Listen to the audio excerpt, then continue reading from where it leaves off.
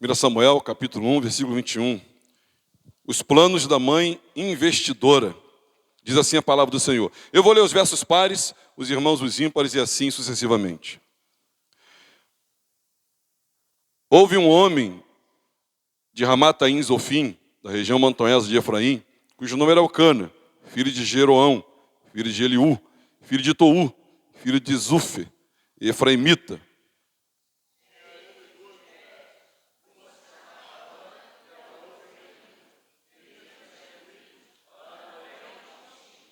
Este homem subia da cidade de ano em ano a adorar e a sacrificar ao Senhor dos Exércitos, em Siló. Estavam ali os dois filhos de Eli, Ofni e Finéias, como sacerdotes do Senhor.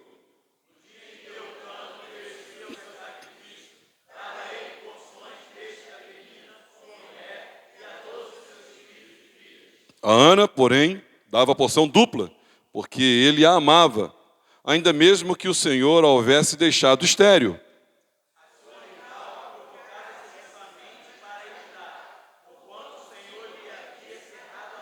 E assim o fazia ele de ano em ano.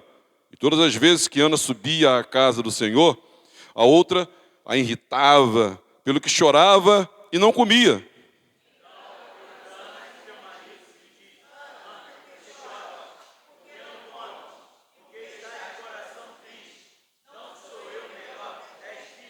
Após terem comido e bebido em Siló, estando Eli, o sacerdote, assentado numa cadeira junto ao pilar do templo do Senhor,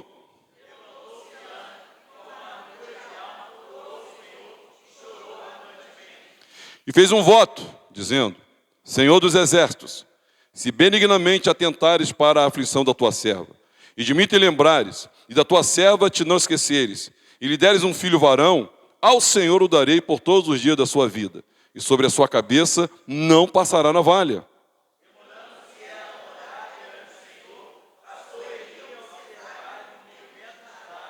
Porquanto Ana só no coração falava, seus lábios se moviam, porém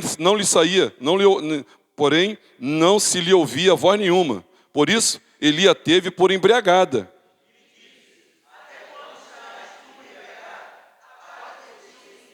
Porém, Ana respondeu: Não, Senhor meu, eu sou mulher atribulada de espírito, não bebi nem vinho nem bebida forte, porém venho derramando a minha alma perante o Senhor.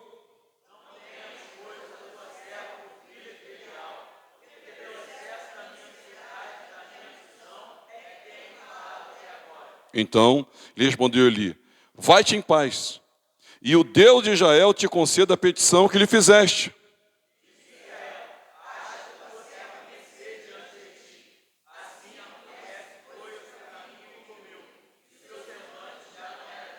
Até aqui. Senhor, fala conosco, que a tua palavra venha de encontro ao nosso coração. Nós pedimos a iluminação do teu Santo Espírito, por essa palavra inspirada por ti. Pedimos, ó Deus, que tu abençoes cada mãe, cada pai, cada filho. Abençoe-nos como família. Nós, Senhor, pedimos em nome de Jesus, levanta mulheres segundo Ana, Senhor, com o coração de Ana, com a predisposição de Ana, quando teve esse encontro contigo. Nós oramos no nome de Jesus. E o povo de Deus diga amém. Podem sentar, irmãos. Segundo o Fundo Monetário Internacional, o Brasil é um dos países que menos faz investimento. Não faz parte da cultura do brasileiro fazer investimentos. Inclusive, no último censo, onde foi feitas essas pesquisas e dados escolhidos do Fundo Monetário Internacional, diz que nossos vizinhos argentinos fazem mais investimento do que a gente. São mais previdentes, olham mais para o futuro. Se nós consultássemos a Organização Mundial de Saúde, veríamos que também o Brasil ele não tem uma boa posição, né, na classificação daqueles que fazem prevenção, né, fazem medicina preventiva, cuidando de si, evitando males futuros. Nós somos, por demais, sedentários, nós temos deficiências de várias vitaminas, nós não investimos na saúde, não investimos no futuro. Eis aqui, irmãos, uma mulher que investiu, uma mulher sábia, que fez grandes e seríssimos investimentos fez essa mulher? Nós vamos examinar, por assim dizer, né, o portfólio de ações, né, e aonde ela fez essas carteiras de investimento. Hoje, eu e você, ao sabermos como e quando investir, no que de fato importa investir, no que é prioritário investir, a minha oração é que Deus, através do testemunho de Ana, esposa de Elcana, mãe de Samuel, nos ajude a entender que tipo de investimento carecemos, necessitamos, e esses que vão trazer de fato grandes resultados para a nossa vida. Foram 3, irmãos, as áreas que Ana investiu. Ela investiu na família, ela investiu na fé, e ela investiu no futuro. Ela investiu na família, ela investiu na fé e ela investiu no futuro. E eu quero falar sobre esses 3 investimentos. O primeiro investimento que essa mulher fez, ela investiu na família. Se você for colher dados do último censo, segundo o IBGE, você vai ver que casa-se cada vez mais tarde. Os homens hoje, em média, essa pesquisa deve estar defasada em uns 8 anos, ela em média, 30 anos. E mulheres, em média, com 27 anos estão se casando. Cada vez estão se casando mais tarde. E se separa mais jovem ainda. A média de divórcio e separações se dá na idade de 42 anos. Em média, o brasileiro tem ficado casado entre 12 a 15 anos, no máximo, e já chega ao divórcio. Ou seja, ele tem menos tempo de casado, esses 15 anos. Isso aí, irmãos, tem efeitos colaterais seríssimos. E são múltiplos, e são exponenciais os efeitos colaterais que se dão a isso aqui. Por exemplo, esse homem que se casa com 30 anos, essa mulher com 27, gastou boa parte da sua jovialidade, da sua força varonil, gastou muito disso investindo no estudo, investindo numa formação acadêmica, investindo na sua intelectualidade, e demorou muito para começar a investir na sua família. São dados, irmãos, preocupantes para a família. Esses que se casam com 30 anos, eles não permanecem, né, guardados ou virgem até 30, 27 anos. Eles já começam a ter uma vida, uma relação sexual, e segundo o Evangelho, o sexo é uma bênção para o casamento, não fora dele e dentro dele. E tem que ter sexo no casamento, não fora dele. Mas como eles tardam em se casar lá para os 30 anos, então já fizeram um filho aqui, já fizeram um filho ali, e as mães solteiras, elas se multiplicam, irmãos, exponencialmente por aí. E com isso, chegam a uma determinada idade, e quando vão ter filhos, então, é uma distância enorme entre esse pai e aquela criança, e nós não temos nem tempo para falar dos desdobramentos disso. Ainda, segundo dados, né, dos estados estaduais, é possível perceber que o número de separações é maior, normalmente nos estados mais ricos. Eu não sei por que se dá isso, mas diante dessa realidade que é por demais preocupante, o investimento que Ana fez, irmãos, na família pode ensinar a mim, a você e a todos nós de que forma nós podemos fazê-lo. Há 3 possíveis argumentos que a gente consegue extrair do texto de como é que essa mulher investiu na família. E se você pensa em ter um futuro abençoado, um futuro em paz, um futuro feliz, um futuro seguro, você precisa também investir na sua família. Esse mês nós estamos orando pelas famílias e falando sobre famílias. E Ana, meus irmãos, no versículo 2 você vai ver que diz assim: tinha ele 2 mulheres. Uma se chamava Ana e a outra Penina. Penina tinha filhos, Ana, porém, não os tinha. Ana, ela investe na família apesar das dificuldades. Repete comigo: apesar das dificuldades. É muito comum, irmãos, é muito comum o casal casar com a utopia de que o casamento não vai ter atrito, não vai ter confronto, não vai ter dificuldades. E esses, quando logo encontram dificuldade e precisam trabalhar muito duro para lidar com as dificuldades da relação conjugal, esses logo abortam a missão e já se separam, já se divorciam. Ana, meus irmãos, ela investe na família apesar das dificuldades. E não eram poucas as dificuldades da Ana. O texto vai dizer Ana e Penina. O nome Ana vem primeiro. Então, era ela a mais amada. Porém, não obstante amada, com transtornos de não ser a única. Esse transtorno de não ser a única, isso, irmãos, até então, era tolerado por Deus. Jamais foi recomendado. E todos os casais que não se manteram monogâmicos, esses pagaram um preço muito caro por isso. Isso era tolerado por Deus na cultura da época. Mas Deus, inclusive, em Deuteronômio, Deus ele dispensa alguns decretos e algumas leis para proteger a parte menos amada, né? Ou a mulher menos amada. E ela tem, Eucana tem Penina, de acordo com Ana. Eles entraram em acordo para que tivesse essa terceira pessoa na relação. Isso era habitual na época. Ela não consegue dar filhos ao seu marido. As dificuldades que ela enfrentava é a dificuldade de ter uma outra, né, que competia o amor do seu marido, a dificuldade dela não dar filhos ao seu marido, a dificuldade dela ser perturbada por ele.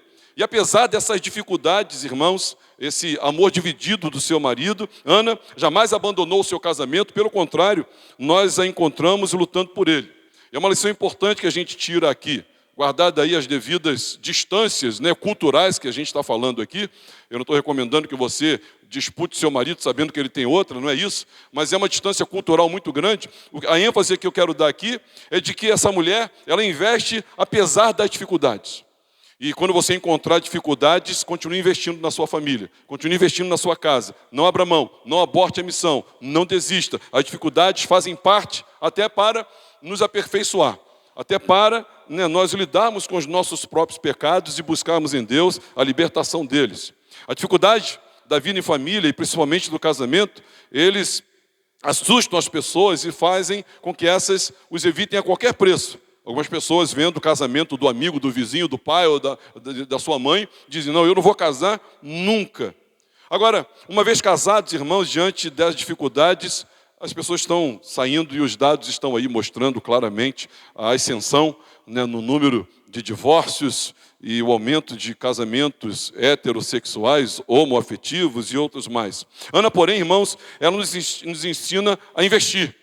Ela está vivendo a dificuldade de ter uma outra, a dificuldade de não ter filhos, a dificuldade, né, da sua própria tristeza, mas ela nos ensina. E Jesus também, irmãos, a orientação que temos é de nós entendermos que no mundo nós passaremos por aflições, mas que tivéssemos bom ânimo, que Ele venceu, e Ele tem vitória para mim e para você também.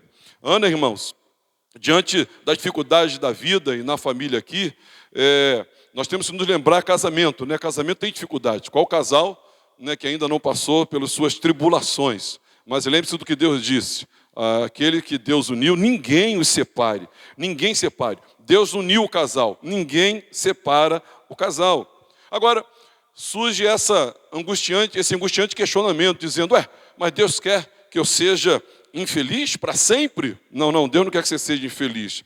Deus quer que você lute contra as dificuldades, supere as dificuldades. Há esperança para o seu casamento. Busque cura para o seu casamento. Busque libertação para o seu casamento. Busque a presença de Deus para o seu e para o nosso casamento. Ana era uma mulher, é uma mãe que fez grandes investimentos. Se você pudesse comigo se transportar para o ambiente cultural e para a realidade familiar que ela vivia, você vai ver, você pode fazer a tentativa e você vai ver que grandes eram as dificuldades. E você? E eu? Será que você realmente está investindo? O que você está investindo no seu casamento que não vai bem? Você está investindo de maneira correta, segundo a Bíblia? Qual é o conceito de felicidade que você tem ao encontrar, né, as primeiras discórdias, né, as primeiras discordâncias, você já cai fora? Talvez, se nós pudéssemos entrevistar a Ana, ela nos diria, olha, apesar das dificuldades, diga para o seu vizinho, invista no seu casamento. Ana continua investindo no seu casamento. Ela não somente tinha dificuldade, meus irmãos, mas invista na sua família. Eu falei casamento, né? Tem gente que não está casado. Fala de novo, invista na sua família. Falei casamento. Eu estou solteiro. Vem a profecia, o solteiro logo diz, né? Irmãos, Ana continua investindo na família, apesar dos desencorajamentos. Ela fora por demais desencorajada, meus irmãos. Por demais desencorajada. Como você está investindo? Será que você está investindo da maneira correta que deveria? Você percebe aqui que em momento algum o texto sugere que Eucana fosse um camarada ruim. Ele não era um camarada ruim. Só que quando nasceu os filhos, a Penina, a crise se estabeleceu nas relações de Penina e de Ana também. Essa Penina começou a provocar continuamente Ana, da mesma forma que Agar, lembra de Agar? Lembra de Sara? Você lembra disso? Abraão, Agar e Sara. Quem lembra de Abraão, Agar e Sara? Olha, irmãos, muitos anos antes isso acontecera.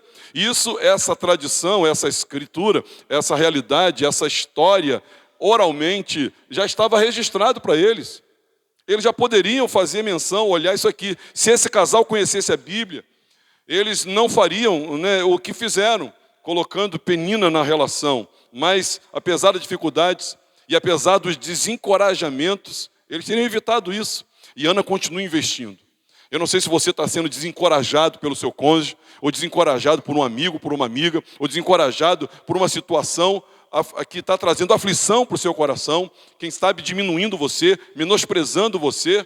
Mas, olha, ela ainda continuou. O texto vai dizer, meus irmãos, se você observar, minha Bíblia está aberta aqui, o versículo 6, né, ela era desencorajada por Penina. No versículo 7, ela é desencorajada pela demora. E no versículo 8, ela é desencorajada pelo próprio coração. Então, ao meu ver, 3 fontes de desencorajamento na vida de Ana. E apesar de desencorajada, ela continua investindo na sua família, ela continua investindo no seu lar. Apesar de tudo isso, ela continua investindo. E a Bíblia vai dizer, interessante, né, que ela vai dizer, olha, eu estou angustiada de alma, eu estou triste. A situação, irmãos, era, assim, muito preocupante dessa mulher. Então, o primeiro investimento que ela faz é na família. E o argumento é de que ela investe apesar da dificuldade, ela investe apesar do desencorajamento. Em terceiro lugar, ela investe na família apesar do desespero de alma. Eu não sei se algum dos irmãos, eu já vi pessoas assim, eu não sei se você já teve a desagradável experiência de ficar desesperado, de ficar conturbado, de ficar angustiado, de ficar, assim, sobressaltado e inquieto com uma situação do lar. O texto vai dizer, você está vendo aí comigo? Pode passar, irmão, por favor. A Ana, porém, dava porção dupla, porque ela amava, ainda mesmo que o Senhor a houvesse deixado estéril. A sua rival a provocada excessivamente para irritar, porquanto o Senhor lhe havia cerrado a madre. E assim o fazia ele de ano em ano. Todas as vezes que Ana subia à casa do Senhor, a outra a irritava, pelo que chorava e não comia. Ela fala aqui que chorava e não comia. Quando ela vai falar com Eli, ela vai dizer, eu sou mulher, minha alma está perturbada, minha alma está angustiada. Então, meus irmãos, ela estava desesperada, na verdade. Essas dificuldades, né, que se somaram, se sobreporam umas às outras. Imagine a situação de Ana. Quando nós falamos de algum personagem bíblico, o convite que o Espírito nos faz é de nós tentarmos calçar o sapato dessa pessoa e andar com o sapato dessa pessoa. Tente pensar nos tipos de pensamento que passavam pela cabeça da Ana, ou dessa mulher, e ela entrou em completo desespero. Mas, meus irmãos, nenhuma dessas coisas, talvez, né, quem sabe, hoje, nessa cultura de não sofrer, nessa cultura de só ser feliz, nessa cultura, a gente, diante da dificuldade, diante do desencorajamento e diante do nosso próprio desespero e angústia de alma, a gente conclui o quê? Eu vou acabar com esse casamento, eu vou acabar com essa relação, eu vou me afastar do meu filho, eu vou afastar do meu irmão, eu vou me afastar da minha mãe, eu vou me afastar que eu não aguento mais. E existe, não toda, e eu não quero falar a respeito, nem tenho propriedade para falar, mas existem alas na psicologia que vai aconselhar você dizendo, larga de mão, vai ser feliz, não quer, não vai. Enfim, nós precisamos tomar cuidado com isso. Mas o melhor investimento que você pode fazer na sua vida, não é no dólar, não é na bolsa de valores, não é numa moeda digital. O melhor investimento que você pode fazer na sua vida é invista na sua família. Hoje pela manhã eu tive a oportunidade de falar que a família é uma oficina de Deus para a espiritualidade cristã. É onde Ele está forjando os seus Moisés, é onde Ele está forjando os seus heróis na fé, que trarão significativa diferença para a sociedade e para a sua parentela num todo também. Penina, você percebe aqui, irmãos, que apesar do desespero, ela investe na família. E Penina não muda. Deus não age. Eucana não toma uma providência. E o coração de Ana como está? Desesperado. Eu não sei se você já viu alguém desesperado. Talvez dizendo, ele não muda, eu não aguento mais. Ela não muda, eu não aguento mais. pode ser seu cônjuge, seu filho, pode ser quem for. Deus não faz nada, fica quieto, ele fica quieto. Poxa, ele que poderia tomar uma providência, não age, não corrige Penina, no caso de Elcana. E aí nós, irmãos, logo achamos um culpado, responsabilizamos alguém que poderia estar fazendo alguma coisa. Ela estava passando por isso. Esses eram os pensamentos, acredito eu. Não poderiam ser outros na mente de Ana. Mas, não obstante o desespero, ela continua investindo. Curioso, irmãos, o curioso nessa história é que Deus só age e a situação só muda quando Ana toma uma providência de mudar a sua atitude, de mudar a sua própria vida.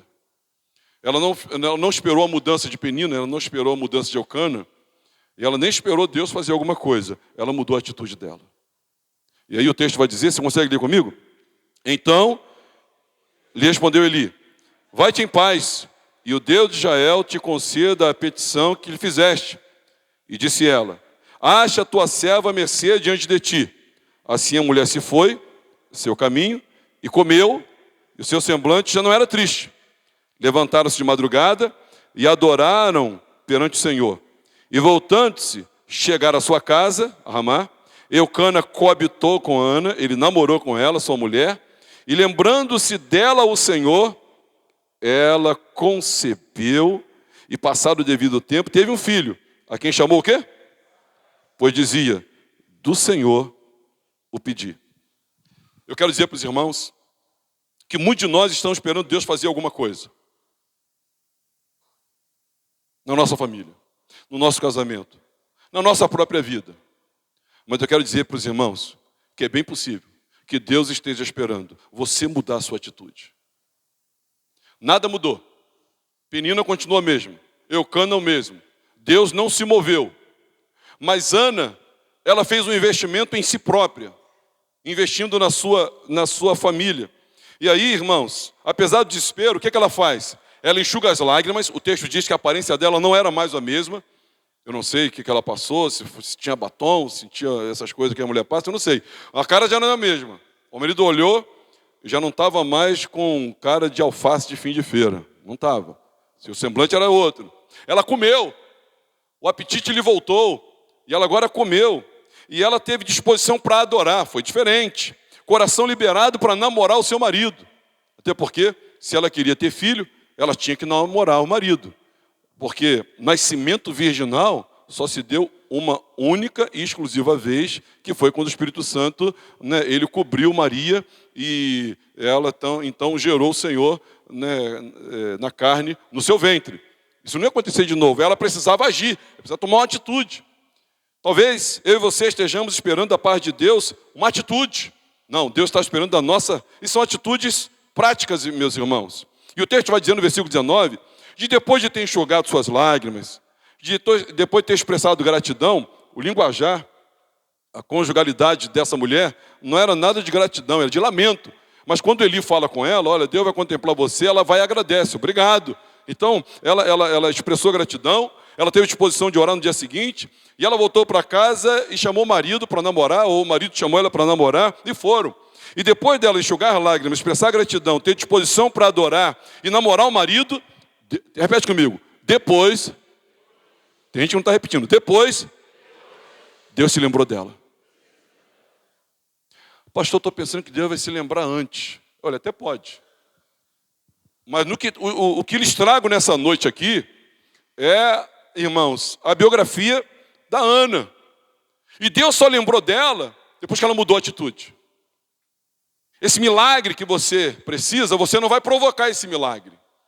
Mas você vai fazer Deus se lembrar e executar esse milagre na sua vida. Mas para isso, você precisa agir. Você tem que investir na família. E ela investiu, meus irmãos. Quem está entendendo, diga amém. Em segundo lugar, essa mulher, ela investiu na sua fé. Ela investiu na família, mas ela investiu na fé. E olha, irmãos, preste atenção. Não queira investir na família sem investimento na fé. Não faça isso. Eu vou investir na minha família, não vou investir na fé. Você não obterá o resultado esperado.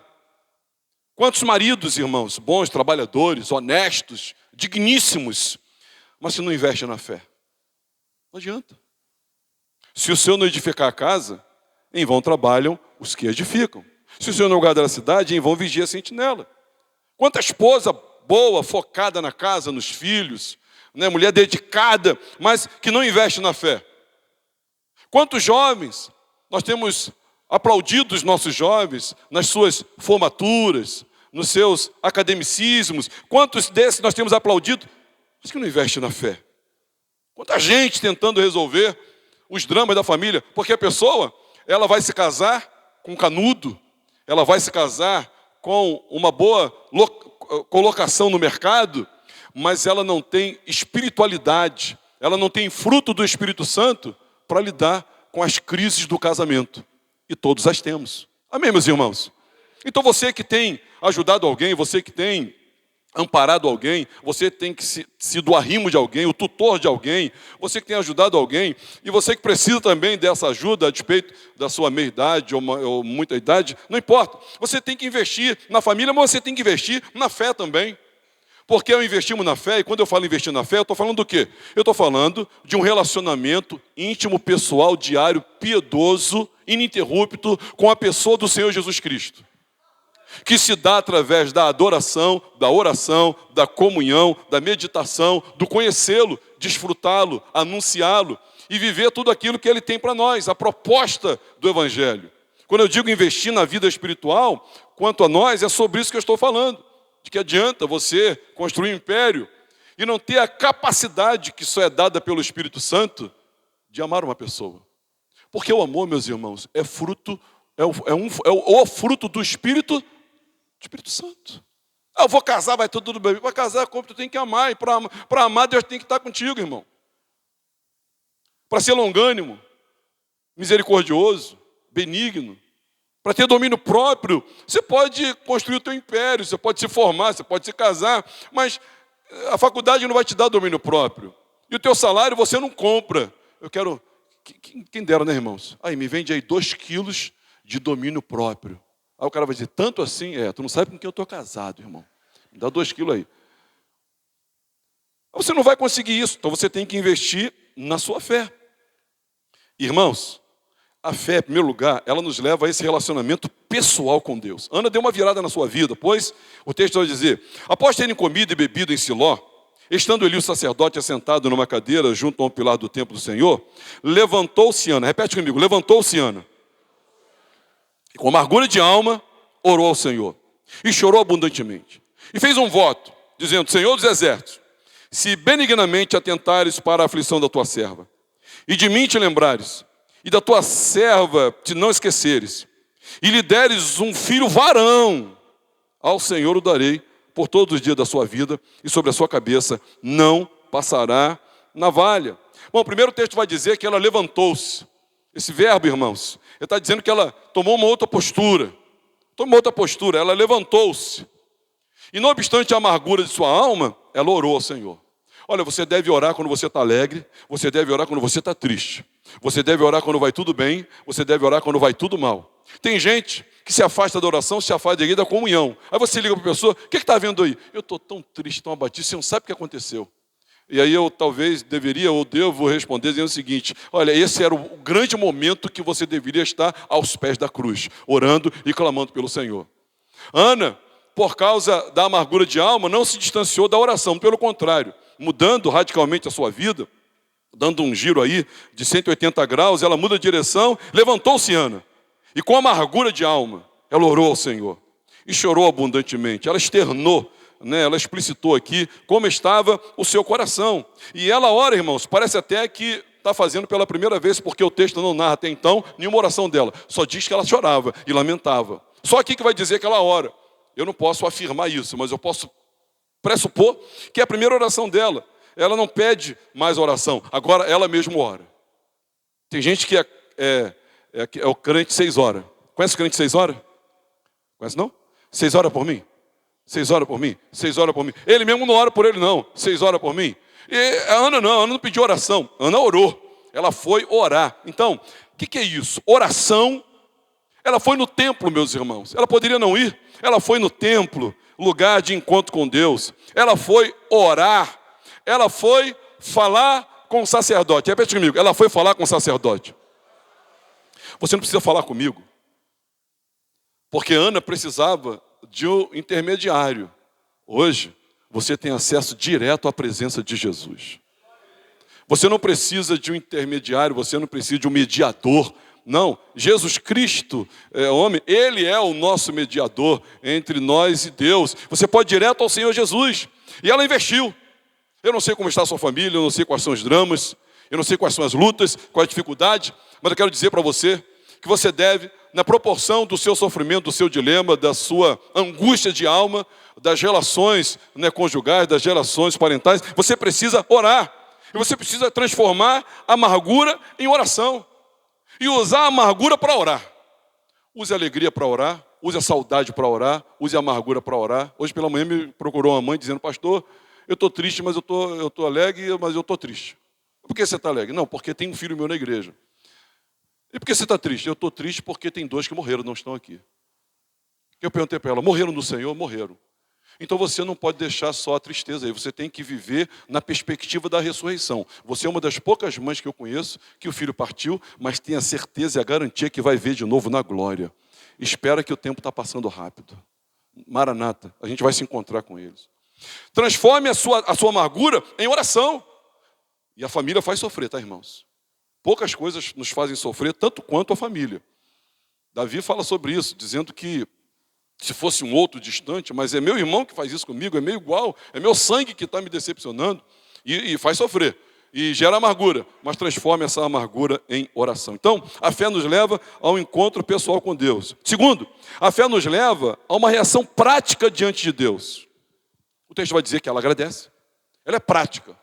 Meus irmãos, seja prático, faça a coisa para ela agradece, ela come, ela não só ora, ela precisa de proteína, de carboidrato, de minerais para engravidar, ela se prepara. Ela estava fraca, essa mulher, ela estava angustiada. Ela estava, irmãos, chorosa, colocando líquido para fora, e ela começa a fazer coisas muito práticas. Você tem que sair daqui com decisões práticas.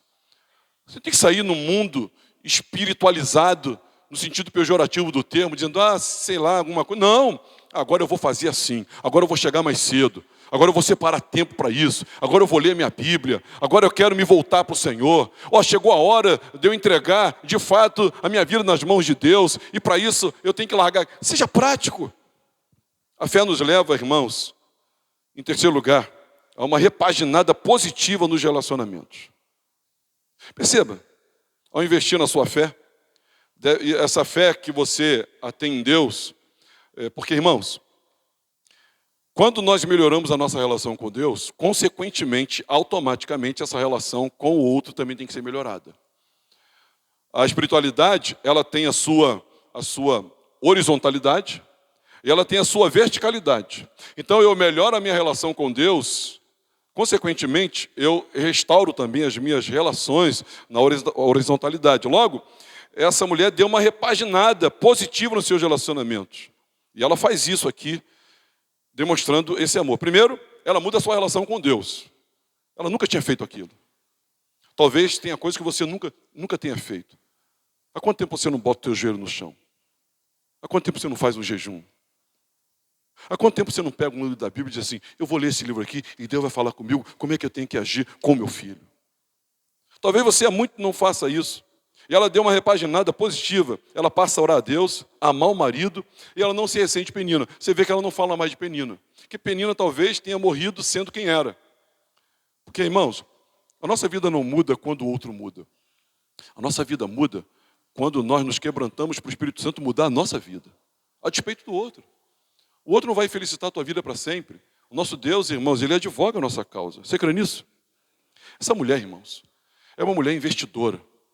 Apesar de nós, como brasileiros, investimos muito pouco, e consequentemente eu e você, por brasileiros, isso também respinga na nossa espiritualidade. A gente investe muito pouco na nossa espiritualidade. O apóstolo Paulo, ele vai dizer assim, escrevendo aos Efésios, e depois de ter vencido tudo, permanecei inabalável. Então, depois de você vencer tudo, você precisa ainda se adestrar, você precisa se munir, você precisa se preparar para permanecer inabalável. Você tem que investir na sua vida. Fala para o teu vizinho, você tem que investir na sua vida. E ela investiu na sua família, não desistiu. A despeito das dificuldades, desapontamentos, da angústia de alma. E essa mulher, ela investiu na sua fé, de maneira muito prática. E também essa mulher, irmãos, por último, ela investiu no seu futuro. Ela investiu no seu futuro. Mães investidoras, homens investidores, investem na família, na fé e no futuro. Na família, na fé, no futuro. No futuro eu explico. Porque mães investidoras investem na família, na fé e também no futuro, porque esse tipo de pessoa, esse tipo de gente, né, sábia, não vive apenas por aqui e por agora. É como a formiga que se prepara para o inverno. Nós somos chamados por Deus a olharmos para as formigas. Não pensar apenas no prazer momentâneo. Não ter filhos apenas para poder dizer que é mãe ou pai agora, aqui, não. A gente sábia pensa lá, pensa na frente, pensa no futuro. Não há lugar melhor, irmãos, no futuro do que nas mãos de Deus. E quando você pensar no futuro, você tem que pensar, irmãos, que o futuro a Deus pertence. Você tem que pensar que o futuro, ele é seguro quando ele está nas mãos de Deus. Então, tudo que diz respeito ao nosso futuro, nós precisamos colocar nas mãos de Deus. E Ana, ela nos dá uma aula, uma lição de que nós, irmãos, ao entregarmos tudo nas mãos de Deus, a vida, a família, os filhos, enfim, tudo que temos de mais valioso, por sinal, nós nos tornamos pais, mães, jovens, pessoas investidoras. A cena aqui, irmãos, é memorável. Ela, depois de crescido seu filho, ela coloca dentro de casa, né? Ela é a mãe e Eucana é o pai, mas nós vimos, irmãos, que ela depois leva o seu filho e ela entrega nas mãos de Eli. Na verdade, ela não entregou nas mãos de homens, ela entregou nas mãos de Deus, nas mãos de Deus. Vale ressaltar, irmãos, uma observação muito, muito, muito interessante. Quando ela entrega nas mãos de Eli, quem era Eli? Deixa eu traçar aqui o raio-x de Eli. Eli era um profeta, já gordo, velho, e seus filhos não eram bem disciplinados e foram motivos, irmãos, de grandes desgraças no povo de Israel. E Ana, quando ela está na igreja, ela não está olhando para o homem, ela está olhando para Deus. Eu entreguei meu filho naquela igreja. Não, você entregou teu filho para Deus. Eu entreguei na mão de Eli. Não, entregou para Deus. E não obstante, irmãos, nós vemos, né, o exemplo do exercício da paternidade por parte do Eli. Samuel se tornou um grande profeta. E, na minha perspectiva, Samuel, ele acumula a função, né, ou pelo menos o exercício de um juiz, e se não, quase que um rei. Porque na época que o povo de Israel, olhando para outros povos, pede um rei, Samuel se ressente e fala para Deus e diz, deixa comigo, que eles vão ver que eles estão arrumando para ele. Então, Samuel, ele acumula a função de profeta, ele faz papel de sacerdote. Quando o sacerdote, antes do rei ir à guerra, o sacerdote deveria chegar, oferecer sacrifício para depois o rei ir para a guerra. Então ele acumula, ele exerce a função de profeta, de sacerdote, ao meu ver, de juiz e também, né, de uma espécie de rei, não que fora, né, nomeado não, mas só para ilustração aqui. Ou seja, mães investidora investe no futuro. E o futuro da sua família é engajado, irmãos, no projeto de Deus. Porque, irmãos, olha, essa multinacional que você quer colocar o seu filho, e essa estatal, olha, e esse seguro, olha, e essa previdência, olha, e essa aposentadoria que você quer para ele, nada disso está seguro. Mas se você colocar a sua família, seu filho, nas mãos de Deus, não há lugar mais seguro do que na mão de Deus. Amém, meus irmãos? O que habita no esconderijo do Altíssimo, a sombra do Onipotente descansará. Cai 1.000 ao teu lado, 10.000 à tua direita, você não vai ser atingido. Na mão de Deus nós estamos. Eu aprendi isso há alguns anos atrás. Alcione e eu tivemos a oportunidade de ouvir isso, irmãos, há mais de 30 anos atrás. Sabe o que nós fizemos? Nossos filhos, nossas filhas, na mão de Deus. Na mão de Deus. Nossa garantia não é a faculdade, não é o canudo, não é o salário, não é a parede, não, na mão de Deus. Engaje na mão de Deus, envolva no projeto de Deus, coloque para servir a Deus, coloque para honrar a Deus, coloque para adorar a Deus. Porque, irmãos, sendo por Deus guardados, nós, irmãos, somos imbatíveis, intocáveis e imbatíveis na mão de Deus. Só Ele pode autorizar que algo aconteça conosco, quando nós investimos. E essa mulher, irmãos, ela investe. Os planos de uma mãe investidora, de um pai investidor, de uma família investidora. Então, invista na família. Apesar das dificuldades. Talvez você tenha muitas dificuldades. Eu sei o que é isso. Dos desencorajamentos. Talvez você esteja desencorajado. Pastor, não dá mais certo. Talvez você esteja desesperado. Angústia de alma. Repense. Invista. Reveja a prioridade. Invista na perspectiva de Deus, tá? Que Ana não perdeu essa perspectiva. Segundo, invista na sua fé. A sua fé, a minha fé, a nossa fé precisa te levar a Deus em Cristo Jesus. Eu quero frisar aqui, irmãos, para a glória de Deus, que quando a gente fala em Deus, o único Deus que serve, a quem nós devemos remeter a nossa oração, é o Deus que é Pai do nosso Senhor Jesus Cristo. Diga amém. Não adianta nós termos uma sociedade, um Brasil, que diz, Deus é bom, Deus é maravilhoso, Deus está... Que Deus é esse? O Deus da Bíblia, meus irmãos, o Deus da Bíblia, para fechar a questão, para amarrar as pontas soltas, o Deus da Bíblia é o Pai do nosso Senhor e Salvador Jesus Cristo. Então, invista na sua fé, que precisa te levar a Deus em Cristo. Ela precisa, te fazer agir de forma prática. Seja prático. A Ana foi prática. Vamos orar. Vamos namorar. Vamos nos alimentar. Vamos lavar o rosto. Vamos melhorar a imagem. Ela foi prática. Invista no seu futuro. Invista no seu futuro. Nós já tivemos crise nas bolsas de valores dos Estados Unidos. Nós tivemos crise na bolsa de valores da Europa, do Japão. Nós tivemos crises, irmãos, que tiveram desdobramentos que chegaram até o Brasil. Crises de toda monta. Mas não há crises no reino dos céus. Não há crise. Apocalipse vai dizer que o mar é de vidro. Ou seja, não há oscilações. Deus está no controle. Viva para a glória de Deus e o bem do seu próximo. E aí você vai estar investindo no futuro, segundo o Evangelho. A minha oração nessa noite é que nós nos tornemos um povo que investe. Nos tornemos um povo que prioriza investir.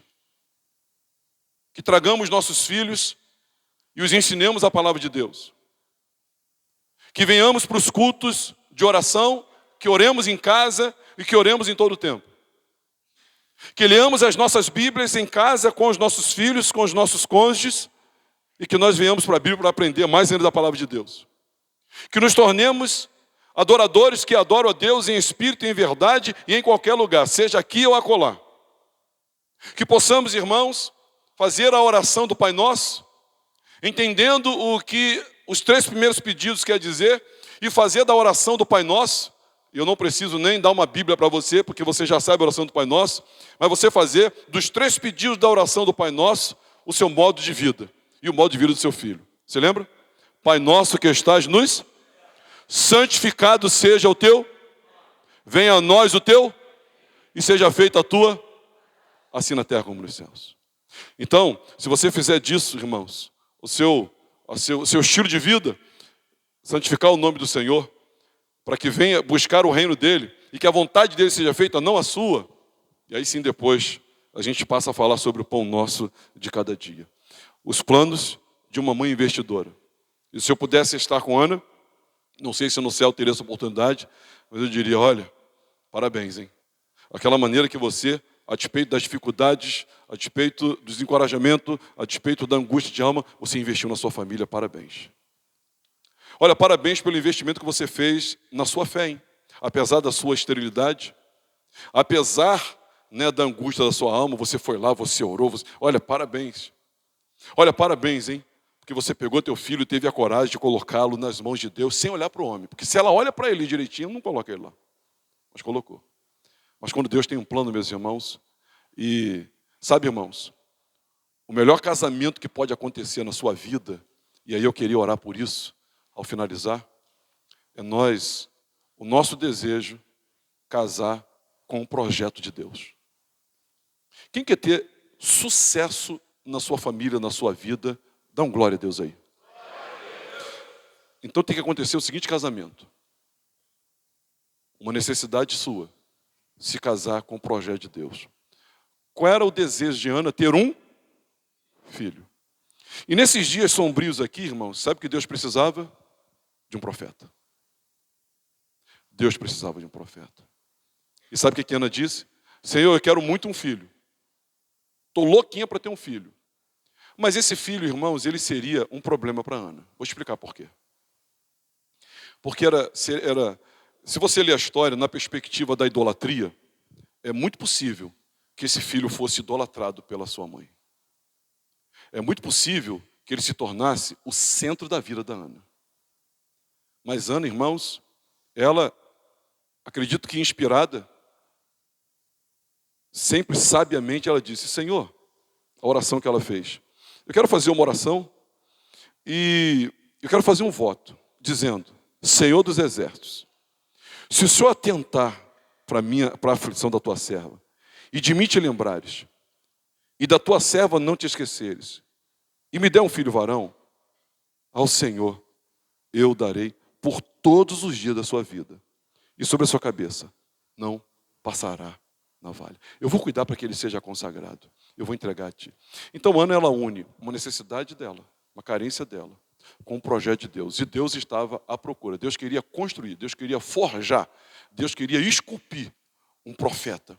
Um profeta, irmãos, com uma ligadura, com uma extensão, com, sabe, um caráter, com uma firmeza, com, sabe, uma amabilidade, com, sabe, de um jeito que outros, difícil achar semelhante a Samuel. Difícil achar um profeta que se assemelhe a ele.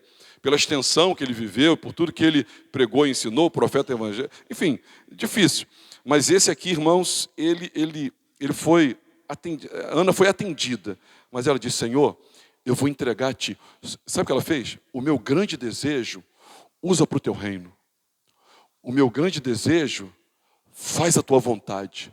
Com o meu grande desejo, santifica teu nome.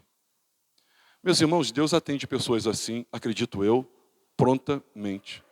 Prontamente. Sabia disso? Assim orou Maria. Eis aqui o ventre da tua serva. Faça em mim o que melhor lhe aprouver. E Deus disse, fechou. Fechou. Eu vou realizar um sonho teu, do meu jeito, e eu vou satisfazer você e vou realizar o meu projeto. Entregue a sua vida, a sua família e seu casamento nas mãos de Deus. Olha, eu fui privilegiado, irmãos, porque quando eu me casei com Alcione, e Alcione também, nós já estávamos discipulados. Nós já estávamos discipulados. Então eu tive um privilégio de quando casei com Alcione, nós já estávamos discipulados. Nós já conhecíamos o Evangelho. E nós já tínhamos, irmãos, um entendimento do reino de Deus.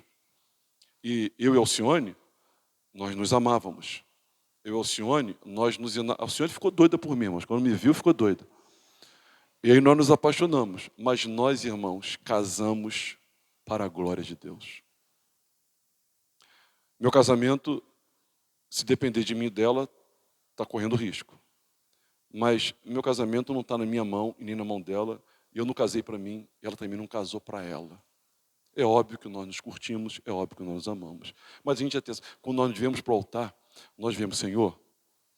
Inclusive, uma oração que a gente fez, a gente tem até um bilhetinho que eu devo ter perdido lá. Senhor, que o nosso casamento, o Senhor esteja presente e todo mundo sinta a tua presença no nosso casamento, porque nós não estamos casando para nós estamos casando para a tua glória. E eu creio, irmãos, que só a morte vai separar a gente. Porque nós casamos, nós pegamos o nosso Samuel e nós levamos o templo, nós gastamos. E eu estou gastando orgulhosa, prazerosamente, todos os anos do meu casamento, vindo para a casa do Senhor. Sabia disso? Pastor, você passa no teu casamento aqui. A minha vida é aqui com os irmãos. Como outros casais aqui também, não falo só de mim, a minha vida é aqui, servindo a Deus, adorando a Deus. Eu entreguei meu Samuel. Diga para o seu vizinho, entrega teu Samuel. Entrega teu Samuel. Imagina, eu não quero, olha, irmão, não quero nem ver Ana no céu. Oi, tudo bem, tudo bem? Como é que vai? Você é mãe de quem? Eu sou mãe do João. Você é mãe de quem? Mãe da Rebeca. Aí vai passar, eu sou mãe do Samuel. Ela vai falar orgulhosamente, eu sou a mãe do Samuel. Ou seja, Deus a agraciou profunda e radicalmente, porque ela entregou o seu Samuel. Sua família pode estar atravessando dificuldades, luta, seu casamento também, mas entrega para o Senhor. E você terá um futuro garantido. Ela investiu no futuro. Amém, meus irmãos?